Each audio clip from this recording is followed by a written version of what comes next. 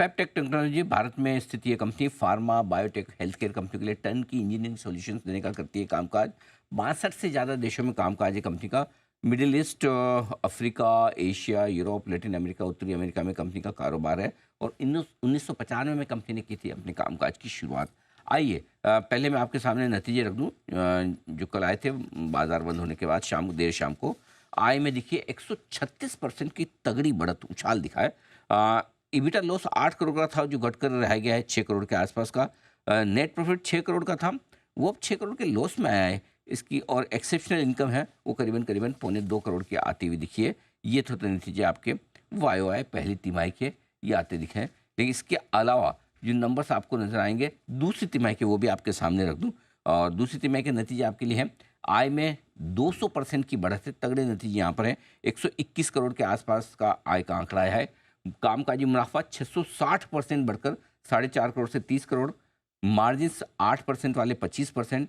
और मुनाफा 5 करोड़ से 28 करोड़ पहुंचता हुआ दिखा। तो यानी कि नंबर्स बहुत ही गजब आपको नजर आएंगे दूसरी तिमाही में। दूसरी तिमाही में कमाल किया है इस कंपनी ने। आइए मुलाकात करते हैं कंपनी के फाउंडर और प्रमोटर आसिफ खान साहब हमारे साथ कार्यक्रम में हो रहे हैं शामिल। Institution of engineering and technology, MS Sabu Siddique polytechnic से आपने मैकेनिकल इंजीनियरिंग में डिप्लोमा किया है। क्लीन रूम और बायोफार्मा इंजीनियरिंग में 3 दशकों से ज़्यादा का अनुभव है आसिफ खान साहब का। सर गुड मॉर्निंग, बहुत बहुत स्वागत है आपका।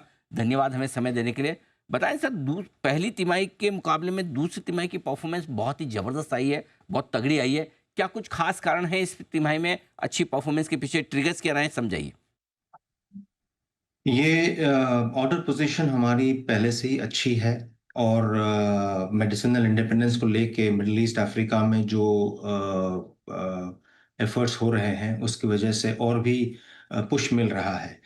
और एक सेंस ऑफ अर्जेंसी है इन कंट्रीज को फार्मास्यूटिकल प्रोजेक्ट लगाने की। इसीलिए इस क्वार्टर में आप देखोगे कि दी ऑपरेशनल एफिशिएंसी के तहत जो ऑफटेक हुआ है, जो रेवेन्यू रिकग्निशन हुआ है, वो पहले क्वार्टर से बेटर हुआ है।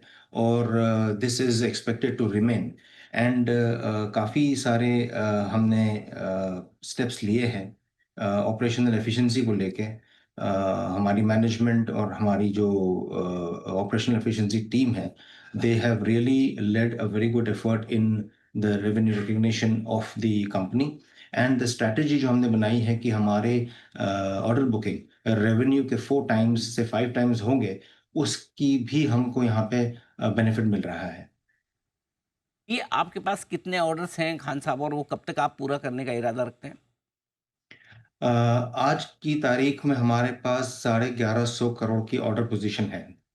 और अगले 2 क्वार्टर्स में हम और 300 से 350 करोड़ की ऑर्डर पोजीशन ऐड करेंगे। और हमारा जो प्रोजेक्टेड नंबर्स है that is around 385 to 400 crore. So spill over हमारा जो होगा नेक्स्ट ईयर के लिए वो करीब अराउंड 1200 करोड़ होगा। और नॉर्मली लास्ट ईयर तक करीब 18 से 18 to 24 months used to be the order conversion cycle. But जैसे मैंने बताया कि there is a sense of urgency in these countries and everybody wants to be medicinally independent, उसके चलते you will see कि अब जो एग्जीक्यूशन टाइम था वो शॉर्टन होके 15 to 18 months हो जाए। ओके, तो आप ये कह रहे हैं कि इस क्वार्टर में जैसे आपकी 121 करोड़ की सेल्स हैं, रेवेन्यू पिछले क्वार्टर में 70 करोड़ के आसपास की थी, यानी कि पूरे साल भर की मुश्किल से 400 करोड़ के आसपास की आपकी रेवेन्यू रहेगी। उसके सामने ऑलरेडी आपके पास 1500 करोड़ से ज़्यादा के ऑर्डर्स हैं आपके पास में, राइट? मतलब अगले 3 साल तक तो कामकाज की कोई कमी नहीं है। Absolutely not.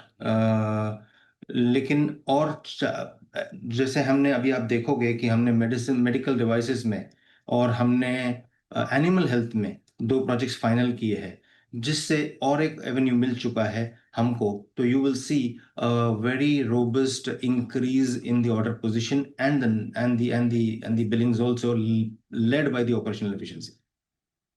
अच्छा, ये बताएं सर कि जो ऑपरेशनल परफॉर्मेंस इंप्रूव होकर आपका एबिटा लॉस था, एबिटा प्रॉफिट में आ गया, नेट लेवल पे आप प्रॉफिटेबल आ गए, क्या ये मान के चलें कि ये आगे भी बरकरार रहेगा या सिर्फ इसी तिमाही में हुआ है? अगले 6 महीने के लिए किस तरह का आउटलुक है? नॉर्मली हमारे फर्स्ट ऑफ ऑल हमारा क्वार्टर टू क्वार्टर आउटलुक नहीं होता है, ईयरली गाइडेंस होता है बीइंग प्रोजेक्ट बिजनेस। बट हम we are very buoyant by the performance of the company, and आगे चल के भी अगर हमारा सेकंड क्वार्टर रोबस्ट है तो थर्ड और फोर्थ क्वार्टर में with the order position already in hand, we are expected to continue this growth. और ये रहेगा, जैसे मैंने आपको बताया कि हमने बहुत अच्छा ऑपरेशनल एफिशिएंसी और हमने execution tracking program called FabSafe install किया है, जिसके बेनिफिट आपको नजर आ रहे हैं। आसिफ खान साहब, आपका ज़्यादातर बिजनेस गल्फ कंट्रीज से है, यूएई से है, सऊदी अरेबिया से है, इंडिया से काफ़ी कम है, मुश्किल से 7% के आसपास का आपका रेवेन्यू है। इसकी कोई खास वजह, और आगे चलते हुए भी क्या बिजनेस मिक्स इसी तरह का रहने वाला है? यस, हमारी जो फैक्टिक इन टेक्नोलॉजीज है उसका फोकस इंटरनेशनल मार्केट में ही है, और middle east, Persian gulf, Africa, north Africa, MENA regions में, जीसीसी में हमारी पकड़ है, और हम ये बरकरार रखेंगे। And going forward we will be deep drilling into each of these markets including west Africa now. और इंडिया फोकस हमारा पहले से ही कम है, और आगे चल के भी ऐसा ही रहने की उम्मीद है। बिल्कुल। खान साहब, बहुत बहुत धन्यवाद आपका। आपने समय दिया और विस्तार से अपने नतीजों के बारे में और आगे के आउटलुक के बारे में हमारे दर्शकों को जानकारी दी। एक बार फिर से थैंक यू आपको सो मच। मजबूत नंबर्स के लिए बहुत बहुत बधाई, और उम्मीद करते हैं थैंक यू आगामी सो महीने मच। कंपनी के लिए और बेहतर साबित हो इस फाइनेंशियल ईयर में।